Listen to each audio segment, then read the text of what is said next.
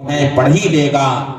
اور جو آدمی پڑھا لکھا نہیں ہے وہ بھی پڑھ لے آسانی کے ساتھ۔ لیکن ان میں اللہ تعالیٰ نے اتنا عظیم ثواب رکھا ہے کہ قیامت کے دن میزان العمل میں جب نیکیوں کے پلڑے پر وہ دونوں کلمے رکھے جائیں گے تو نیکیوں کا پلڑا بھاری ہو جائے گا۔ وہ دونوں کلمے ہیں سبحان اللہ و بحمدہ سبحان اللہ العظیم۔ وہ دونوں کلمے یہی سبحان اللہ و بحمدہ سبحان اللہ العظیم۔ اس حدیث شریف کے تحت امام قسطلانی رحمت اللہ تعالی علیہ نے اپنی مشہور کتاب جو بخاری شریف کی شرح ہے ارشاد الساری، اس میں تحریر فرمایا کہ اس حدیث شریف میں حبیبتان الرحمن ارشاد ہو رہا ہے، یعنی دو کلمے ایسے ہیں جو رحمان کو محبوب ہیں۔ یہاں اسماء حسنہ میں رحمان کا ذکر آیا، پھر فرمایا کہ جس مقام میں اللہ کے جس اسم مقدس کا ذکر زیادہ لائق ہے اس مقام میں اسی اسم مقدس کا ذکر آیا ہے۔ ایک مثال بھی اس پر پیش فرمائی ہے، ارشاد فرمایا جیسا کہ قرآن پاک میں ارشاد ہوا استغفروا ربکم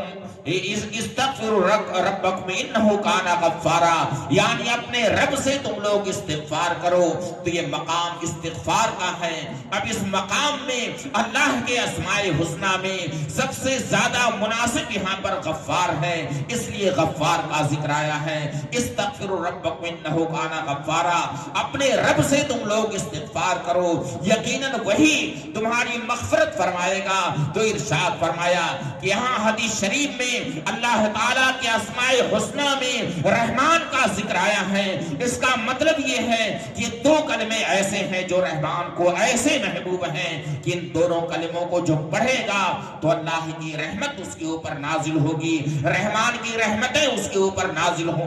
ہوں گی۔ تو اس جو آیت کریمہ میں نے پڑھی ہے وَعِبَادُ الرَّحْمَنِ الَّذِينَ يَمْشُونَ عَلَى الْأَرْضِ هَوْنًا، یعنی رحمان کے بندے جو روئے زمین پر آہستہ چلا کرتے ہیں اور سنجیدگی اور متانت کے ساتھ چلا کرتے ہیں۔ وَإِذَا خَاطَبَهُمُ الْجَاهِلُونَ قَالُوا سَلَامًا، اور جب جاہل اور بے پڑھے لکھے لوگ ان سے اپنی جاہلانہ باتوں میں مخاطب ہوتے ہیں تو ان سے وہ جاہلانہ باتیں نہیں کرتے ہیں بلکہ سلام کیا اور سلام کر کے آگے بڑھ جاتے ہیں۔ وَالَّذِينَ يَبِيتُونَ لِرَبِّهِمْ سُجَّدًا وَقِيَامًا، اور وہ بندے ایسے ہوتے ہیں کہ اپنے رب کے لیے سجدے اور قیام کی حالت میں رات گزارتے ہیں، یعنی وہ خواب غفلت میں نہیں رہتے ہیں۔ تھوڑی دیر کے لیے اپنی کروٹ اپنے بستر سے لگا لی ہے لیکن ان کی رات جاگنے میں گزرا کرتی ہے، ذکر الہی میں وہ اپنی صبح و شام کیا کرتے ہیں۔ تتجافا جنوبهم عن المضاجع، یعنی ان کی کروٹیں ان کی خوابگاہوں سے جدا رہا کرتی ہیں۔ وہ اللہ کے ایسے بندے ہوتے ہیں۔ تو اس آیت کریمہ میں عباد الرحمن کہا گیا کہ وہ رحمان کے بندے ہیں، اس کا مطلب یہ ہوا جو ایسے صالحین ہوتے ہیں، اللہ کے ایسے نیک بندے ہوتے ہیں جن پر ہمیشہ رحمان کی رحمتیں نازل ہوتی ہیں، جہاں پر وہ تشریف فرما ہوتے ہیں وہاں پر بھی رحمان کی رحمت نازل ہوتی ہے، جہاں چلتے ہیں جس راستے سے ان کا گزر ہوتا ہے اس راستے پر اللہ کی رحمتیں نازل ہوتی ہیں، اور قبر میں آرام فرما ہوتے ہیں تو وہاں پر بھی ان کی رحمت نازل ہوتی ہے، یہاں تک کہ جہاں ان کا ذکر ہوتا ہے وہاں پر بھی رحمان کی رحمت نازل ہوتی ہے۔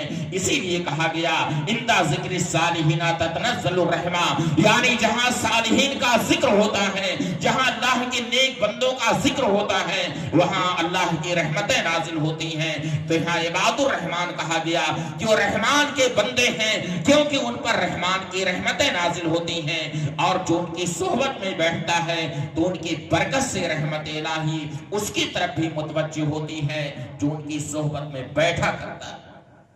اس لیے اس سلسلے میں خصوصی طور سے صحبت شیخ پر توجہ دی جاتی ہے کہ شیخ کی صحبت میں بیٹھا کہ تمہاری تعلیم بھی ہوگی، تمہاری تربیت بھی ہوگی، اور ساتھ ہی ساتھ رحمت الہی کا نزول بھی تمہارے اوپر ہوگا۔ وقت بہت ہو گیا ہے، اب میں انہی جملوں پر اپنی گفتگو مکمل کرتا ہوں. میں نے جو کچھ عرض کیا اس میں جو حق و ثواب ہے وہ اللہ رب